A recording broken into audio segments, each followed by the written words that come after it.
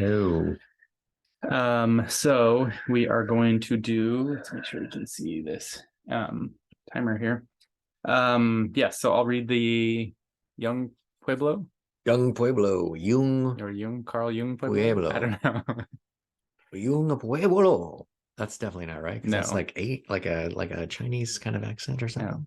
It, I don't even know. I'm just gonna read it, and I like hope. if I butcher it, and then he can comment and correct me, that'll be Yeah, that perfectly would be. fine. Can you Because imagine if he did, that means he saw his it. comment exactly? Like we get like 400,000 views because Thanks for watching, or thanks for reading my thing. You got my name wrong. all right. No, Sure, he's not on the Pueblo. he's not that kind of a dude. Okay, so let me pull this up from Instagram. It is in. Instagram. Um, Still finally not snowing. Is good. Is good for that. okay. Yeah, so I'll open and read this, and then I guess we can talk through it. I mean, there are like, I don't even know how many slides here, but um I'll read one, There's and at least 9. yeah, there might be 10 That's why I use that or 9.5. at least. Not 8, No. not 10, 9. Okay. So let's get this going.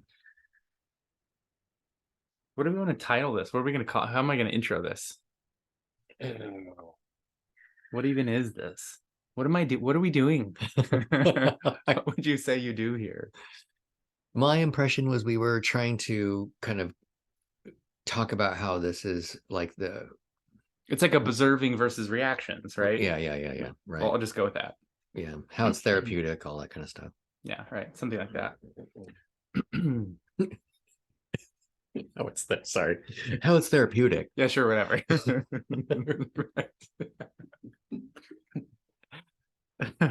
What would you say you do here? Okay. Hey everyone, welcome to the Shrink Think podcast. We've got a little bit of a different episode here. I mean, it's the same. It's all the same, fresh new content. It's us, of course. And if you are not on YouTube, you should be, because we are now On YouTube exactly, video. which is weird because people keep telling us like, "I want to see you guys." I'm like, "Why?" I But see me all the time, and I don't want to. and it's not that exciting. Exactly. But if you're not on YouTube, head over to our YouTube channel and you can actually watch this episode there with some like behind the scenes stuff that is not on the podcast. If you're listening to this, you missed a lot of stuff. So head over to YouTube. And the other thing too is like, okay, maybe you listened to this on your commute and you're like, oh, that was some good stuff. Wait, and it's on YouTube. I should go watch it. Yeah, it's cool because you can watch it and relearn that stuff as like a secondary. Like the first time, it's like you just sort of drop it on the soil, and the next time it's like you stamp it into your brain. Right. And what you don't realize is you can literally see our words coming out of our mouth, which is only a therapist thing. Exactly. It's actually a lie. Or a YouTube thing with captions, Yeah. because we might start doing that as well. So today we are going to be talking about observing versus reacting, and it's kind of more complicated than that. Really, it comes from an Instagram post for an account that I follow, a dude that just released his book. It's pretty awesome. I repost his stuff all the time. I think it's awesome. But it's really, I talk to people about this all the time because it has immense power. And even I posted this to my personal account and I said, hey, if you only read one of my posts, like if you skip over everything, just read this one because it's very life changing. I think it's awesome. So I'm going to go ahead and read it, and then we're going to unpack it and talk about it. This is from Young Pueblo, Young_Pueblo, verified account. And he released a book. I think it's called Lighter, is what it's called. So it goes like this: manage your reactions, but do not suppress your emotions. The unconscious habit pattern is to take a tough situation and elevate the intensity of what happened in your mind, which turns a hard moment into something much worse. Part of growing into maturity and reclaiming your power is taking ownership over the reactions that are happening in your mind. And I call this like in your imagination. So there's like this real world that's happening, and then there's your imagination, and those two are not the same. Much is uncontrollable, so there is no way to create a life where there is an endless stream of pleasant situations, unless you do drugs. Consistently. Consistently. Right, you just stay high. Oh my gosh. The deeper your attachment is to pleasant moments, the more severe your reactions will be when unwanted things occur. Things can happen that are objectively bad, but you still need to check in with yourself and see if your reactions are making things harder than they need to be. They probably are. That was me, not him. That would have been a great one. Everything changes when you realize that the challenge itself isn't the toughest part. It is your reaction to the challenge that is filling your mind with tension and struggle. Whereas one person said, it's like putting your finger in one of those Chinese finger traps and like trying to pull out, and it's like, just like it makes it worse, right? It's like that tension is what's making things worse. Before you can set yourself free, you first need to understand how you are impacting your own mind. Many people do not realize how they get stuck in a reactive loop, always allowing their perception of external events to dictate how they feel, without fully accepting that their real power emerges from training their mind to observe. If you spend more time observing instead of reacting, you start to notice how the absence of reaction also means the absence of tension. You spend your whole life reacting until you finally bring an awareness into your mental state and intentionally switched over to observing. Don't expect your ability to observe to become perfect overnight. It takes time and intention to break a habit that has been repeated countless times. And observation is not passive. It's an intentional redirection of your energy, the essential step you must take before you can act skillfully. So this is from his newsletter, and I'm just going to give you the promo here. You can sign up through the link in his bio to read his new longer writings, or go to Young Pueblo. That's YUNGPUEBLO.substack.com. Absolutely worth it. So, Nathan, what are your first thoughts? Let's talk about it. At the end there, this one of the things that stuck out to me that I think is probably core to everything that you read is observation is not passive. It's this idea that in therapy, we have this thing, you may have, if you've listened to the podcast for a while, you may have heard it at some point, this idea of the parallel process that we all have, which is basically the context that you are in, along with all of your life experiences that have occurred already. So whatever's being said, you are hearing whatever's being said through the filter of your mind of every other thing that you've ever had an experience of in your entire life. And what So that's why we're so messed up.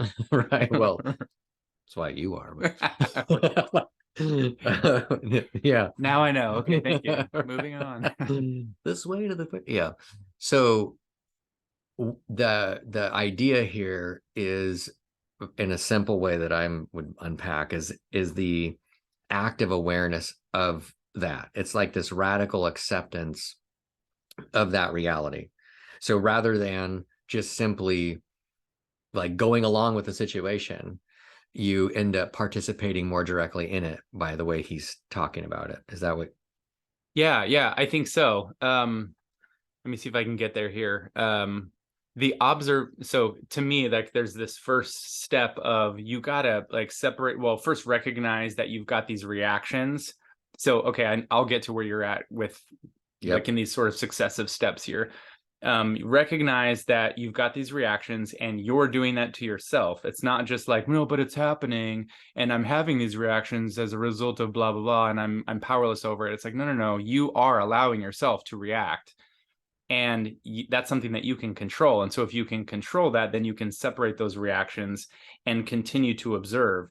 And that observation process is a power, and it's a very intentional process that you can take that will separate all of the, I think this is what you're saying, all of the kind of your past stuff in those reactions, so that you're only observing what's presently here, not through the filter of all that past stuff, but through the filter of this is just literally what's happening right now. I would add to that it is about the presence, but at the same time, what you're noticing, you're observing your reaction, right? You're observing your history. So you're also then aware of, maybe you have an intense reaction and you become aware of it. So what he's suggesting is that you become aware of this intense reaction. And at that point, you have some decisions to make, because now you're focused in on how you're experiencing the context, which might mean not simply separating it out like what you were saying. It might mean that you end up having to highlight it and say something like, you know what, I'm having trouble hearing you right now because I'm very aware of a few experiences that I've had in the past that right now are kind of flooding me. So I probably need to we probably can't have this conversation. Whether or not you could observe it, because at that point your observation is intentional. You're looking at what's going on inside of you, and you're also doing something with it, rather than just getting flooded, for example, missing some of the conversation, pretending to be there. The conversation's still going. You now like you missed it. You missed some of it, and you don't know why, and you don't necessarily care, and you just kind of move on. So it becomes, you become more of an active participant in what it is that's going on in any given conversation.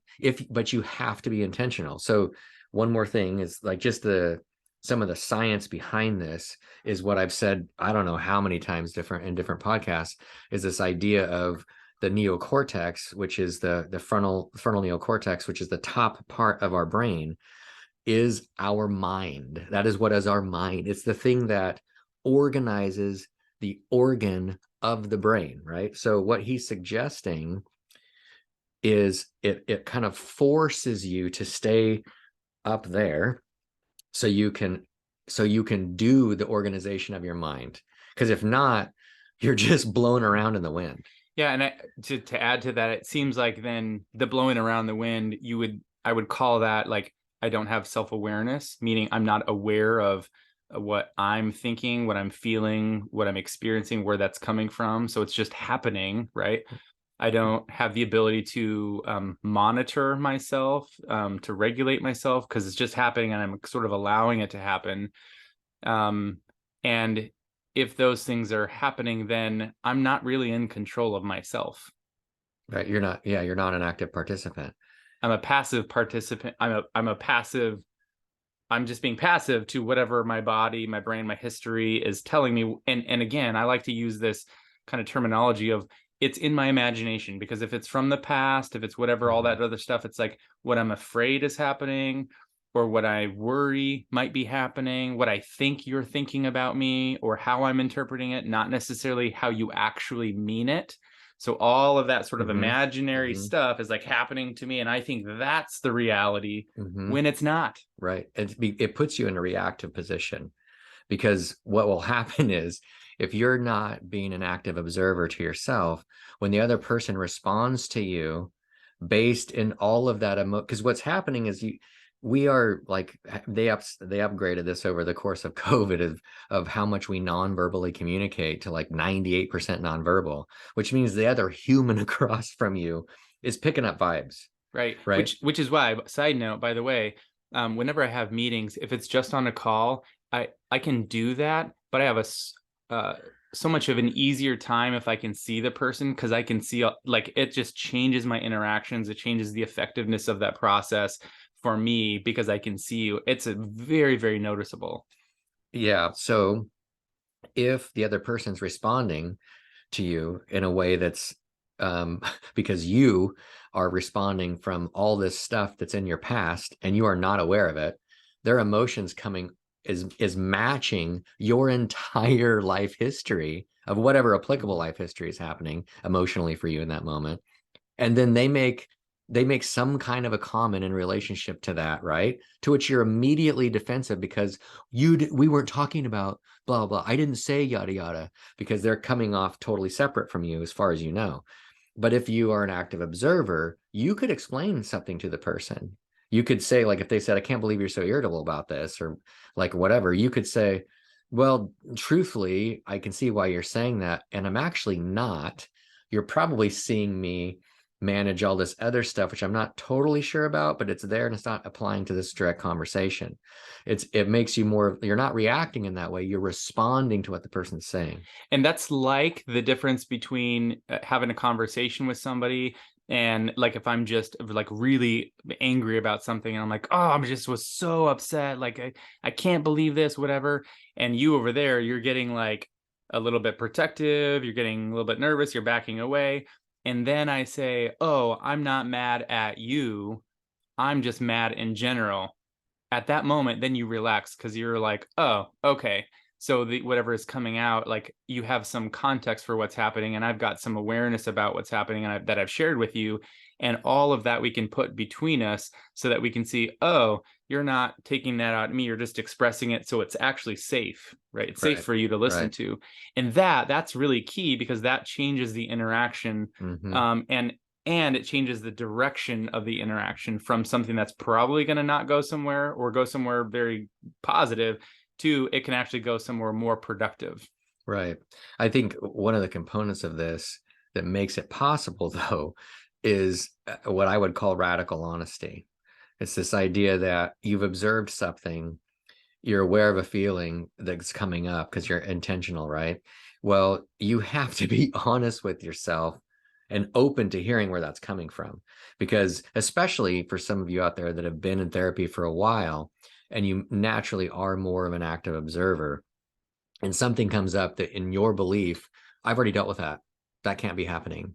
Like, so you automatically check the box that that's not going on right now. So what else is it? It's like, well, accepting the direction that your mind went, and this just owning it and going like, I don't know why this is happening for this reason. I thought that was dealt with, but maybe there's a different flavor to this, because that gives you the ability to calm down, to stay present, and then just to kind of invite it in, one thing, I don't know if you want to say anything about there, but I'm very aware of, like, this conversation is a buttload of work, like in any given situation. It's like, you want me to be an active observer? How slow is this conversation? Right, right. No, and as you're saying that, I think there are a couple of things that are really key when you're observing and you're noticing all that stuff that's happening. It's important for you to, if you can see that where it's coming from and put it in front of you with the other person. When you move it aside, and it doesn't mean it doesn't matter, it just means it's part of the conversation and we can speak directly to it.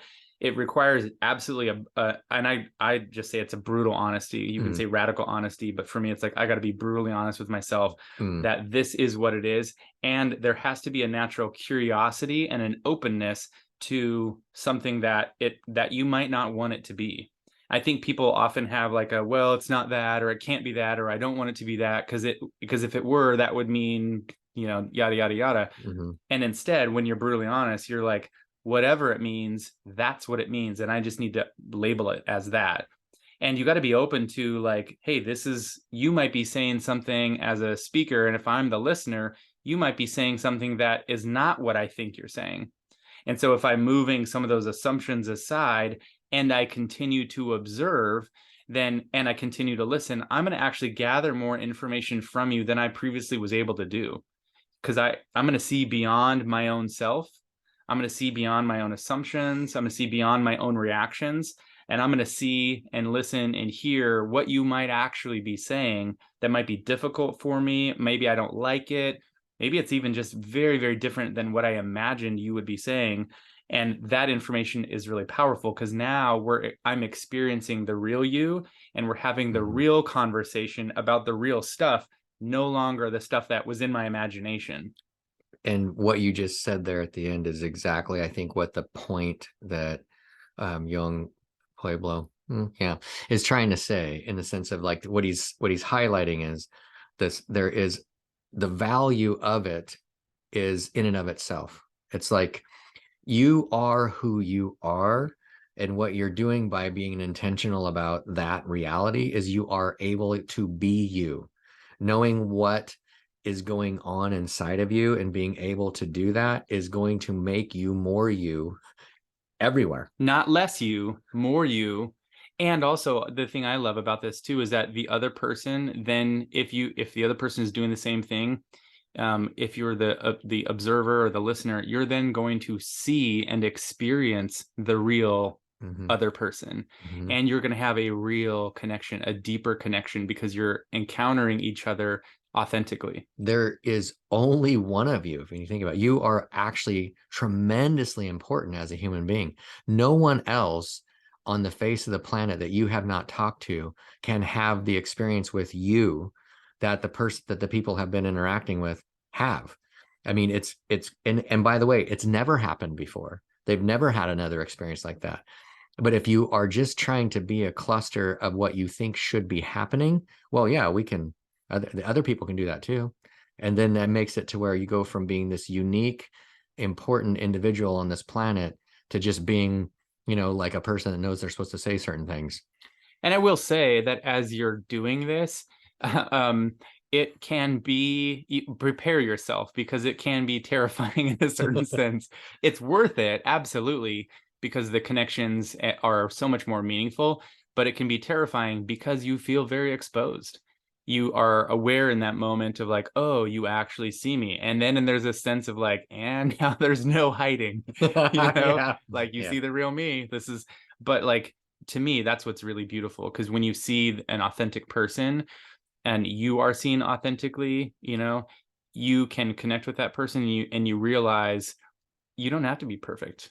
I see all of your flaws. I see where you're coming from. I see, the reactions that you were having. You move those aside. And if I'm really being honest with myself as well, I also have those reactions. So I understand, and I'm not judging you for it, because we're moving those reactions, we're putting it in front of us. We can then be honest that you have those, I have those, you have these other feelings or histories, and I have something that's kind of similar. And hey, look, we're both humans together. Yeah, it deepens the relationship. It makes it a more clean way to empathize. It's more inviting for empathy because it's like, and we'll close with this, but one of the powers of group therapy is when one person decides that they're going to go ahead and say what's actually going on for them, the entire group drops a level, the whole enchilada, so to speak. So with that in mind, maybe if you're going to try this to start with a close friend. Yeah, and I will say too, just as we close here, and then I'll let you do our closing outro. I'm like, wait, one more thing. As therapists, people don't understand. I think we get a lot of practice doing this, and so in a lot of ways, we see and experience the value of it. And then I'm trying to teach people to do this, right? And it's extremely valuable. And so what I say is, we listen to people beyond where most people are listening to you. If you're a client and you go to therapy, your therapist is listening to you more and harder and longer than anybody else is listening to you, because most people stop and then they give their own feedback. They tell you what to do, they fix the problem, or they share their own story. But we're trying to like really understand, and that's the power of it, right? So it's like when you can set your reactions aside, like young Pueblo is talking about, recognize those and just keep listening, keep observing, you will experience, like, literally Aladdin, a whole new world. Oh no. I'm not going to sing it. I'm Don't not do going to it. sing it. No. Right. Because I don't have a magic carpet to ride on. But I would. I would love to be in the desert right now, out of the snow. Anyway, but you will experience a whole new world of the other person, of relationship, of things beyond your own reactions that are so much more real and so much more grounding and safer than what all your worries are telling you. The juice is worth the squeeze. Have a great day.